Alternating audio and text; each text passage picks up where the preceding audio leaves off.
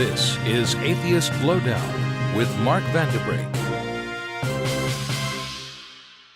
Everybody, hi, my name is George Hrab. I'll be the MC for the afternoon. So nice to be here. Thank you for coming back. Sorry for the delay. We're going to start.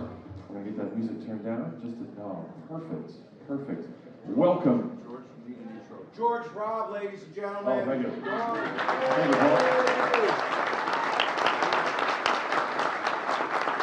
What a pro. Awesome. Welcome to the celebrity panel. Please, one more time, round of applause for Sunday Assembly. That was fantastic. That was really fantastic. All right, let's hop right to it. On stage with me is Dave Rubin, Paul Provenza, Kelly Carlin, Lawrence Krauss, and John Lancie. Please make them feel welcome.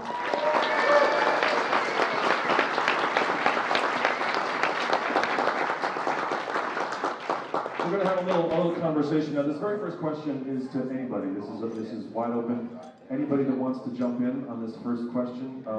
When Geordie LaForge diverts main power to the reflector, are phasers and life support then, is it on the secondary system or anybody who wants to, yeah. What do you guys have that's inside of you that maybe is unreasonable, that you know is unreasonable, and yet still you do? Before I get on the airplane, I always touch the outside of the airplane and close my eyes for a moment. It's like, we're going to be okay.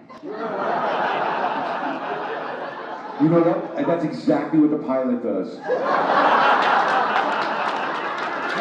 I am at one with the pilot and the plane and the wind holding us up. I do. And my new thing is I tweet my dad's line, which is, I'm getting in the plane. And it's become a little superstition for me. And I told people last week, I'm like, even though I'm going to be on sabbatical social media, I may have to just come on Twitter to say that next time I get in an airplane.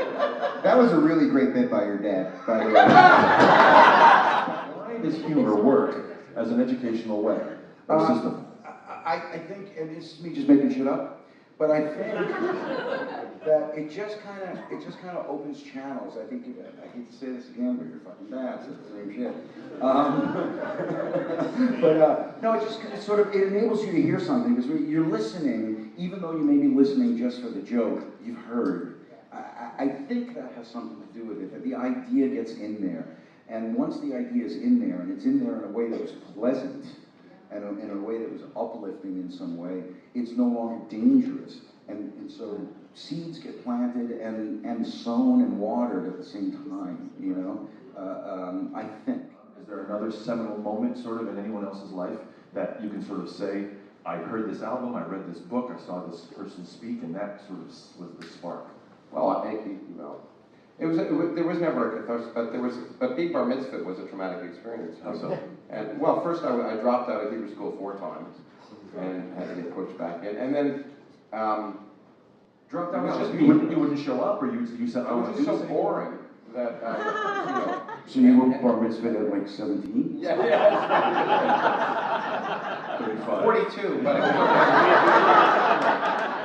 but now I am a man. So it's okay. What's so interesting about this is Paul and I have had this conversation for many years, is that those conversations didn't happen in my household.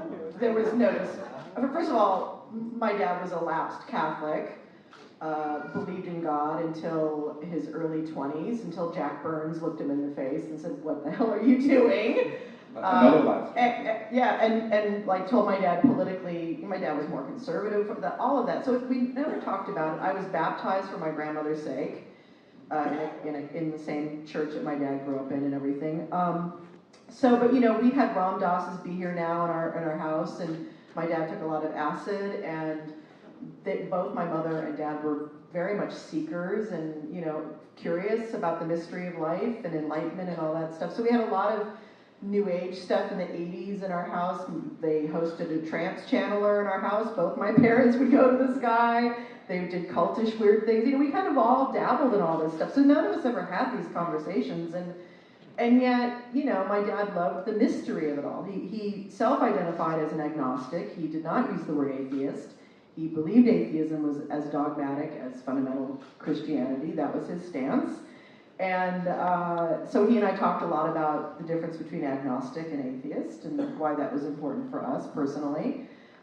But we didn't have these conversations. He would have it on stage, and he made these intellectual points, but he was a very curious, seeking man, and so it was kind of confusing for me. You know, and the bottom line is my dad was like, you know, go and figure it out yourself, is always what my dad said to me about everything. I don't think that there's any way that people are going to not become religious. I think that it's a general trend, or it's always been. For some don't feel a need, others do feel a need, what have you. My biggest concern, which is what I spoke about last night, and which I'm still kind of, it's not in the funny zone anymore for me. It's where religious beliefs stifle creativity, stifle science, stifle all of these things. When you were talking about, you were saying, I was about to jump up and say, well, at least the Jews don't get into the creationist type stuff, but there you have it. And that's where I'm, for me, things are sad. And we need as many hands on deck. I'm here with Chris Johnson, the author of A Better Life. How you doing, Chris? Good. Glad to be here. You've been traveling quite a bit. How has been the experience? It's amazing. Be able to go to groups all over the world, and even though we might speak different languages, to be able to have common values and worldviews is really amazing. Yeah, and well, you just had a panel of people that were in your book, and you had overflow capacity. What was the atmosphere like in there? It was amazing. You know, the message of positivity, the message of talking about what we as atheists do believe, not just what we don't believe, really resonated with everybody there, and that was really cool. Yeah. Excellent. What do you got coming up?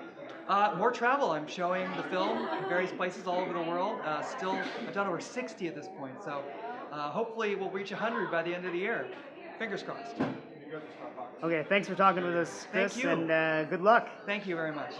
On 26th of February, when we were leaving the very well-lit, very crowded book fair around 8 o'clock in the evening to get back to our car, we were hacked by the Islamic fundamentalists and terrorists. We were stabbed repeatedly along the side of the road, in front of thousands of people, and also police officers standing by. We are now seeing the inevitable results of encouraging the culture of impunity in Bangladesh. The systematic pattern of assassinations and attacks are not limited to the atheist bloggers anymore. They have extended from atheist bloggers to the Shiite, Hindu, Christian minority groups, foreign nationals, progressive, secular university professors, intellectuals, activists, and now the assassination of the wife of a police officer yesterday.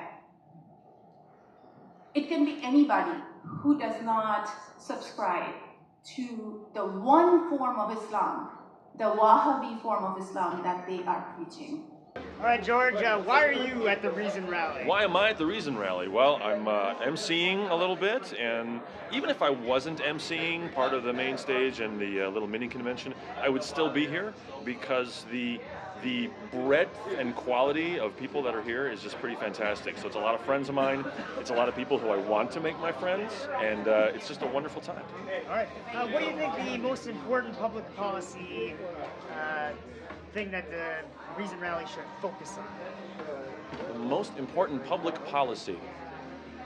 I think the idea of separation of church and state is kind of the essential thing. I think that sort of is such a large umbrella, and the idea of trying to remove non-critical thinking from policy making, I think, is the most important, because that covers everything.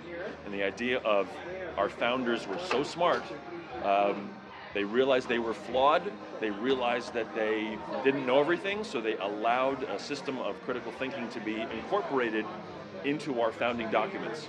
I think a lot of people are forgetting that. And so the Reason Rally and organizations like this, I think that's one of the most important things to push, is the idea of separating the sphere of faith from the sphere of policy and science.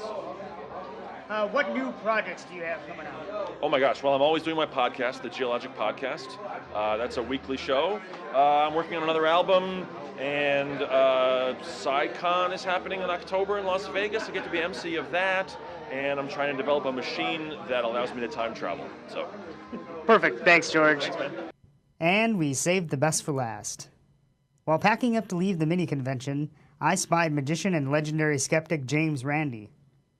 I asked him what advice he would offer to young activists, hoping to make the world a more reasonable place. It's like I say to young magicians, get on the internet and find out where the magic clubs are so that you can get associated with magicians. The same thing with activists of any kind in any cause. The internet is a great weapon to have. How did magic inform you about how religions can deceive people? Well, as soon as I got knowledgeable of the faith healing racket, of course, I saw how they were using tricks, psychological tricks and mechanical tricks of various kinds to convince people that they had mystical powers. And I've been fighting it ever since. I'm 87 years of age, going on 100, as I always say, and I've been doing it for many, many decades now, and I've written 11 books. Thank you, James. Appreciate it. In the final installment of our Reason Rally 2016 special report, I assess the media coverage and opine on the successes and failures of the event.